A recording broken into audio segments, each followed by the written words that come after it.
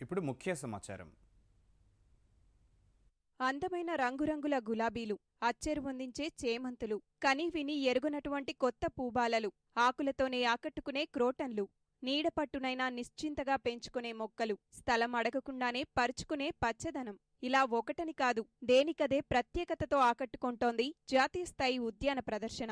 హైదరాబాద్ సాగర తీరంలో అరుదైన జాతులతో కొలువుదీరిన ఈ ప్రదర్శన ఇవాల్టి నుంచి 5 రోజుల పాటు కొనసాగనుంది. ఈ ఉద్యాన ప్రదర్శనలో తెలుగు రాష్ట్రాలు సహా దేశవ్యాప్తంగా ప్రధాన నగరాల నుంచి నర్సరీల యజమానులు, వ్యాపారులు, ఔత్సాహిక పారిశ్రామికవేత్తలు తమ పూలు, పండ్ల మొక్కలను ప్రదర్శించారు. ఉద్యాన ఉత్పత్తులు, పరికరాలు, యంత్ర సామాగ్రిని దాదాపు 75 స్టాళ్లలో పొందుపరిచారు. 1000కి పైగా జాతులు కొలువుదీరిన ప్రదర్శనను నగరవాసులు ఉత్సాహంగా తిలకిస్తున్నారు. క్షేత్రస్థాయిలో పనిచేస్తున్న పశువైద్యులకు అధునాతన వైద్య విధానాలపై అవగాహన కల్పించేందుకు శిక్షణ కార్యక్రమాన్ని ప్రారంభిస్తున్నట్లు తిరుపతిలోని శ్రీ వెంకటేశ్వర పశువైద్య విశ్వవిద్యాలయం రిజిస్ట్రార్ డాక్టర్ సుధాకర్ రెడ్డి తెలిపారు.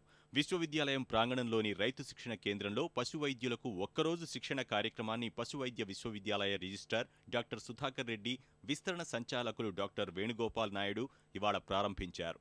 చిత్తూరు జిల్లాకు చెందిన 30 మంది పశువైద్యులకు పశువుల శవ పరీక్షలపై శిక్షణ ఇచ్చారు. పశువుల్లో వ్యాధి నిర్ధారణ, మృతికి కారణాల అన్వేషణలో ఇతర విలువైన పశువులు, ఇతర జంతువులను కాపాడుకునే అంశంపై విశ్వవిద్యాలయ శాస్త్రవేత్తలు శిక్షణ ఇచ్చారు.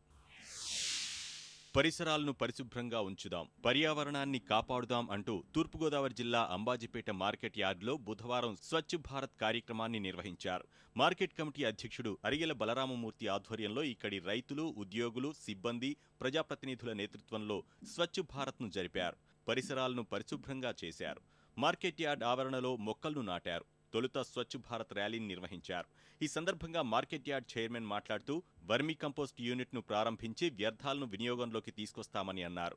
స్వచ్ఛ భారత్ను ప్రతి నెలా క్రమం తప్పకుండా నిర్వహిస్తామని ఆయన అన్నారు.